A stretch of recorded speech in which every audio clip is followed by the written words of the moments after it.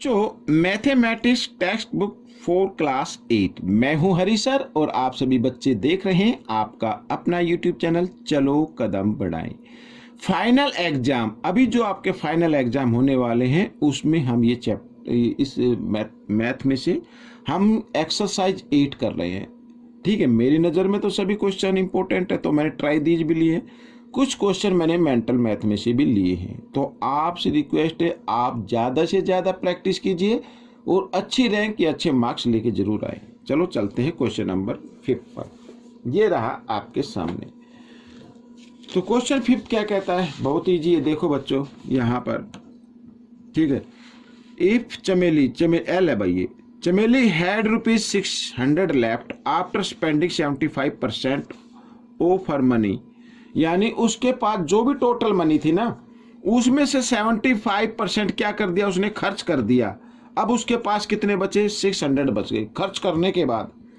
How much did she have in the beginning में उसके पास कितने थे, एक्स मान लेते हैं।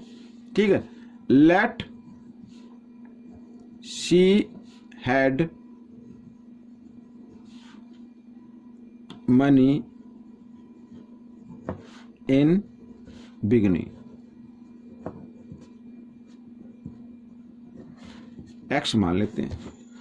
अब एक्स में से, ठीक है, यहां पर मैं अकॉर्डिंग टू क्वेश्चन करूं, मान लीजिए उसके पास एक्स रुपीज थी, एक्स रुपीज में से 75% खर्च कर दिया, तो देखते हैं खर्च कितना हुआ। ठीक है, 75% ऑफ एक्स निकालना है आपको सबसे पहले, तो आइए इधर कर लेते हैं। तो 75/100 और इंटू एक्स, यानी अगर हम इसको डिवाइड करें तो डिवाइड भी कर सकते हैं, तो 325 3 जा और ये 4 पे आ जाएगा, तो 3x/4 आ गया, यानी इतना उसने खर्च कर दिया।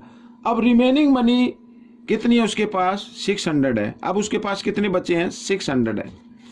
अगर हम यहाँ पर देखें भाई, उसके पास शुरू में कितना था, x था, x में से माइनस कर देना है जो उसने खर्च कर दिया, तभी तो रिमेनिंग मनी आएगी ना। उसके पास टोटल कितना था x और खर्च कितना किया, 3x/4। अगर टोटल मनी में से खर्च किए हुए को हम माइनस कर दें तो रिमेनिंग मनी आ जाएगी। तो रिमेनिंग मनी कितनी गिवन है, 600 गिवन है। इस तरीके से करना है, x के नीचे 1 मान लीजिए। अब आपको क्या करना है, जब कभी भी इस तरीके से कोई नंबर आए, एक तरफ 1 हो एक तरफ कोई भी नंबर हो, 1 और कोई भी नंबर हो, तो आपको उन दोनों को क्या कर देना, मल्टीप्लाई कर देना, वही आपका एलसीएम बनेगा।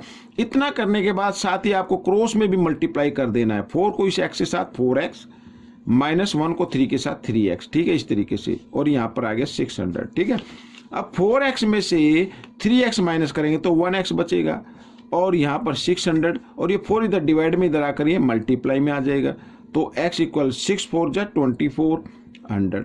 तो यहाँ पर ये आ गया बच्चों। उसके बिगिनिंग में उसके पास कितने थे, 2400 रुपीज थी, या आप इसको बोल सकते हैं 2400। ठीक है, आइए करते हैं question number 6। Question number 6 mental math में से लिया है बच्चों ये मैंने। A shopkeeper buys a toy for ₹2500 and sell it for 3000, find the gain और गेन परसेंट। बहुत इजी है भाई, किसी शॉपकीपर ने मार्केट से ये जो टॉय लिया है उसकी कॉस्ट है 2500, कितनी है, 2500 है, और सेल कितने में कर दिया, 3000 में कर दिया, तो प्रॉफिट ही होगा भाई। 2500 में खरीदा, 3000 में बेच दिया, तो 500 का प्रॉफिट हो गया। फिर हमें प्रॉफिट परसेंटेज भी फाइंड आउट करना है। ठीक है ना, आइए लिख लेते हैं, कॉस्ट प्राइस लिखते हैं। Cost price of toy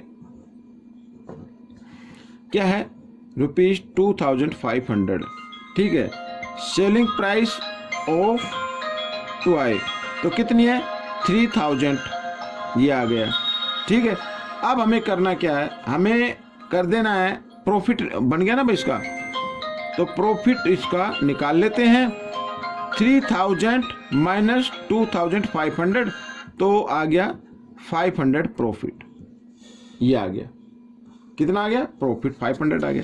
profit percent find out करना है, तो कर लेते हैं प्रॉफिट परसेंट। तो प्रॉफिट परसेंट फाइंड आउट करने के लिए प्रॉफिट ऊपर लिखना है, प्रॉफिट बाय CP नीचे आ जाएगा, और इंटू 100% से आपको क्या कर देना, मल्टीप्लाई कर देना।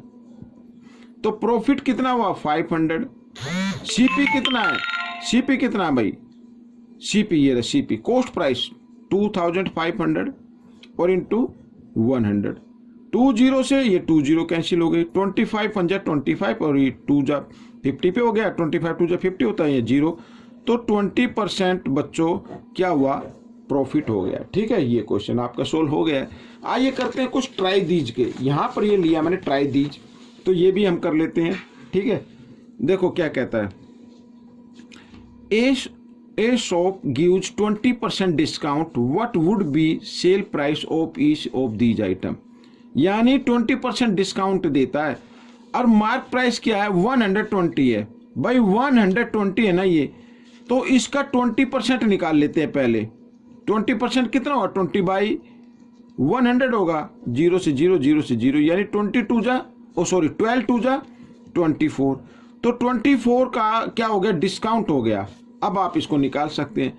ठीक है, अब रुपीज में आ गया, पहले परसेंट में था, अब शॉपकीपर ने 24 का डिस्काउंट दिया, किस पर दिया, जिस ड्रेस पर 120 लिखा हुआ है उस पर 24 रुपीज की क्या कर दी, छूट दे दी, डिस्काउंट दे दिया, तो उसकी सेलिंग प्राइस क्या होगी, क्या होगी सेलिंग प्राइस, यानी एसपी। बट डिस्काउंट में से जो मार्क प्राइस जो है उसमें से आप डिस्काउंट माइनस कर दीजिए, तो आ जाएगा आपका आंसर 96 रुपीज आ जाएगा। ठीक है, तो सेलिंग प्राइस क्या है, 96। आइए करते हैं नेक्स्ट क्वेश्चन, भी इसी तरीके से है। अब इस पे भी क्या है, 20% का डिस्काउंट, यानी ये जो क्वेश्चन यहाँ पे लिया है ना, इसी के पार्ट है। ठीक है, अब सेलिंग प्राइस क्या, यहाँ पे मार्क प्राइस क्या है, 750 रुपीज है, इसका भी 20% निकाल लो, ये निकाल लेते हैं, 0 से 0 0 से 0, 75 को 2 से मल्टीप्लाई करेंगे 150 आ जाएगा। अब ये रुपीज में आ गया, तो अगर किसी शूज का प्राइस 150 रुपीज है और 150 उस पर डिस्काउंट मिलता है, तो सेलिंग प्राइस क्या होगी, जो मार्क प्राइस है उसमें से आपको डिस्काउंट माइनस कर देना है, तो बच्चों ये आपका आंसर आ जाएगा 600 रुपीज की, उसकी क्या हो जाएगी, सेलिंग प्राइस आएगी। आइए करते हैं पार्ट नंबर सी, ये रहा आपके सामने। A bag marked at rupees 250 है भाई, ये कितना है 250, तो इसका भी हमें क्या निकालना है, 20% निकालना, तो 250 का 20% ये लिख लेते हैं इस तरीके से, तो 0 0 0 0, 25 2 जा 50 आ गया, यानी ये अब रुपीज में आ गया, परसेंट में गिवन था, हमने रुपीज में फाइंड आउट कर लिया। अब एक बैग की जो मार्क प्राइस है 250 है और 50 रुपीज उस पर डिस्काउंट हो गया, तो सेलिंग प्राइस क्या आएगी, सेलिंग प्राइस ऑफ बैग लिख लेते हैं।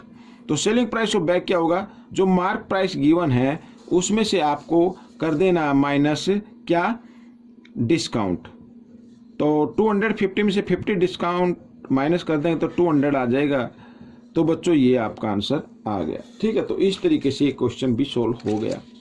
आपको ये क्वेश्चन कैसे लगे मुझे जरूर बताएं, और इसमें से देखकर दूसरे बच्चों को जरूर सिखाना है, अपनी प्रैक्टिस के लिए सिखाना है, ये नहीं कि उसके मार्क्स अच्छे आएंगे, नहीं, अपनी प्रैक्टिस बढ़ाने के लिए आप दूसरों को बताएं, ज़्यादा से ज़्यादा प्रैक्टिस करें, अच्छी रैंक और अच्छे मार्क्स लेके आए। मिलेंगे नेक्स्ट पार्ट में, टिल देन थैंक यू।